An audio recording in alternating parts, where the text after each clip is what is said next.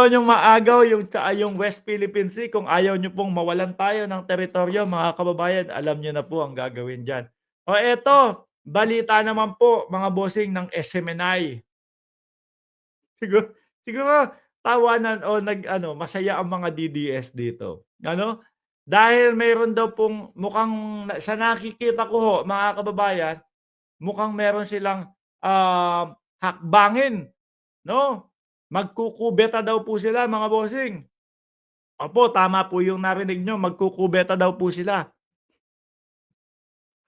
Bakit daw ho magkukubeta? Oh, kasi sabi dito, Filipino people is hindi pa 'to. Um, meron meron pang sulat kay ano, open letter sabi po for to the President of the Republic of the Philippines, President Bongbong Marcos Office, Malacanang. Yan, "Dear Mr. President, we the retard." Yung mga retard daw po mga kababayan. Magkukubeta daw po yung mga retard, mga bossing, 'no? We the retarded, ano, retired. Mali yung pagkakabasa ko. We the retired and concerned member of the AFP, aba, Philippine National Police, uniformed personnel, vanguard, civil, et cetera. Eh, kumbaga, hindi daw po sila sang-ayon kung paano pinapatakbo ng ating pangulo ang ating bansa. Sabi po nung mga retired mga kababayan, hmm, mukhang may plano talagang mga magkubeta, 'no? Baka baka nae-ebak lahat, 'no? O eto mga kababayan, isa-isahin ho natin. Specific budget increase daw and reduction, unjustified budget increases sa the Senate's budget, the House of Representative budget, DPWH budget, insertion of AKAP and, of funds, hindi ko naiisa, mahaba ho 'yan. Ayan po yung mga dahilan nila. Severe reduction to critical, departments. AFP modernization program, aba pati ba naman yon? 15 billion reduction, samantalang yung nakaupo, 'no? Samantalang yung nandoon si General Bronner, may tiwala sa pangulo. 'Pag nirevisa, che-check, okey lang kahit ano. Yung mga retired, sorry, kasi ano, nasasabi ko retired. Yung mga retired ho, anyway mga kababayan siguro ho, ako naniniwala ako hindi lahat 'yan. Dahil nandiyan nga si General Dionisio sinasagot si ano, si dating Pangulong Duterte, "Wag mo kaming lahatin, ano hindi kami BO-BO para sumunod sa iyo, magpangulo ka muna ulit para sundin ka namin." Oh. Yung mga nakaupo ho, yung mga nandoon ho, 'no, na ngayon ay, AFP sila o sila Bronner, hindi nagrereklamo, naghihintay lang nung desisyon ng pangulo. Yung mga retired nga Mark, hindi sila pa ho yung nagrereklamo at sila pa ho yung, nagbabalak pong magkubeta, mga kababayan. Oh, upholding fiscal discipline and fiscal sustainability. Ang dami nilang napansin ano? Sino pa? Therefore, we humbly request Your Excellency to facilitate the following. Reject the unfair upward. Again, ensure efficient and prudent fiscal management, reinstatement of the initial funding. Kaso ho, mga retired na kayo. Siguro mga dapat natutulog na lang po yung mga retired. Oh. Sabi ni Freddy, "Believe ako sa iyo, Mark." Uy, thank you.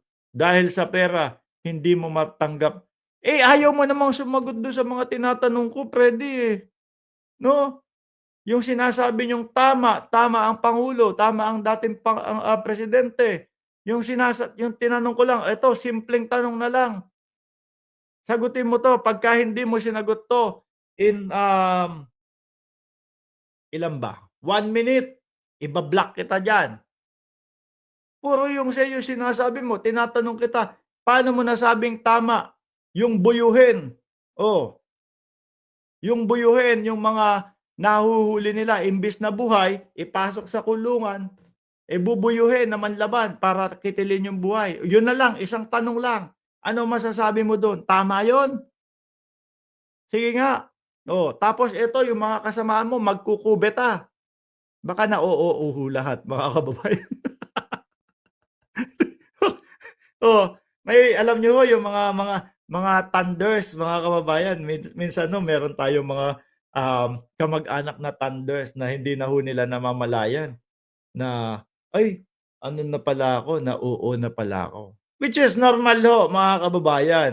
Oh, kaya baka eto, baka kailangan na po ng mga kubeta. Ano ho, isang beses may nagtanong sa'kin, "Freddy hinihintay ko yung ano mo diyan, yung comment mo diyan. Pagka wala kang sagot hahagilapin ko yung pangalan mo sa taas, o tapos iba-block na kita." Tutal wala kaming sa totoo lang Mark, wala kang kaibigan diyan kasi pula-puti ka. Ayoko ng sagot mo, walang kuwenta mga bossing. Nagtanong ako kung ano masasabi niya, iba sinagot, o tanggalin na natin. 'No, sandali, tanggalin na natin si Freddy, walang kuwenta. O 'yan. Buti nga, inaano, pinagbibigyan natin yung mga tanong niya at yung mga sinasagot natin. Kapagka yung tayo na nagtatanong ayaw, o tanggal na lang. Oh, 'di ho ba? Oh, eto daw po listahan nung mga magkukubeta kung sakali. Oh, mahaba-haba, kailangan maraming kubeta 'to, Oh, may sign daw. Ayan na lang po, 1, 2, 3, 4, 5, 6, 12. Oh, 41, dami. Oh, 70, hmm. 99, pati engineer, oh, Army Reserve Officer, sino pa? Oh, 193 po sila mga kababayan, ang dami. Bakit wala kaming nakitang 193 man lang doon sa inyong mga pa-EDSA-EDSA? Anong nangyari? May problema pala kayo sa pangulo. Oh, sinulat niyo yung mga pangalan niyo diyan. Si dating Pangulong Duterte sabi sa inyo mag-EDSA kayo, lumabas kayo ng bahay, pumunta kayo, isog daw ba kayo? Hindi kayo pumunta. Oh, ngayon ano iisipin namin diyan? Yang 193 na pangalan na yan, baka parang Mary Grace Piatos lang din yang mga yan. Baka parang Kokoy Villamin lang din yang mga yan. Sulat tayo ng napakadaming pangalan. Oh, sige, para kunyari 'pag pinasa natin madami tayo. Malamang sa malamang mga boss yung iba diyan, totoo.